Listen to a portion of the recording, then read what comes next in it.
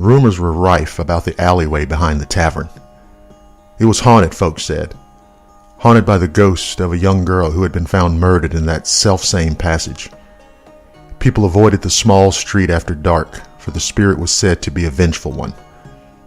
Of course, no one could name anyone whom the ghost had actually killed, but the tales were enough to keep people away from the alley at night. Fortunately for the owners of the tavern that backed onto the alley, their front door faced a well-lit road, and so business was not slack.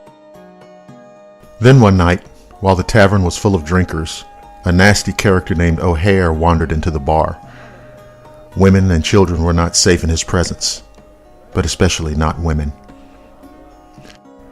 After O'Hare had consumed far too much alcohol, he suddenly announced to the bar that he'd seen a pretty young thing in the alley out back of the tavern. The bartender froze in the middle of polishing a glass, and the men around the bar exchanged covert glances.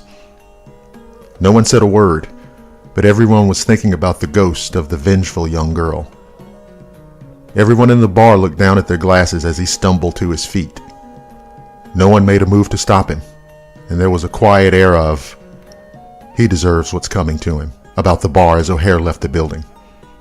"It's just too bad that there isn't really a ghost," thought the bartender, setting down the shining glass and picking up another one to polish.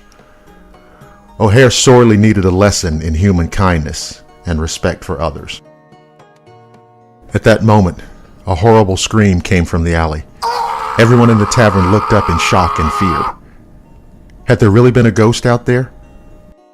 Or was O'Hare up to his old tricks and even now accosting one of the women folk? The men leapt to their feet and raced to the back door of the tavern. Pouring out into the street, they were met by an unnatural cold, and their eyes were dazzled by a blaze of light. The bartender thrust his way to the front of the crowd and saw the body of O'Hare lying in a pool of bright white light. His throat had been torn to pieces and blood was spilling out in gushes. Above him hovered the semi-transparent figure of a young girl, her eyes gleaming with red fire, her mouth covered with blood. She glared down at O'Hare and then turned to look at the crowd. The specter licked the blood from her lips thoughtfully, her eyes on the bartender's neck. Then she vanished, taking the light with her. At their feet, O'Hare gasped out his last breath and died. The local authorities were summoned to deal with the body of O'Hare. Though skeptical at first, they were finally convinced, since there had been so many eyewitnesses who had seen the ghost hovering over the dying man. The bartender resigned his position the next morning and took a job across town. The memory of the ghost's hungry stare at his neck, prompting him to look elsewhere for employment.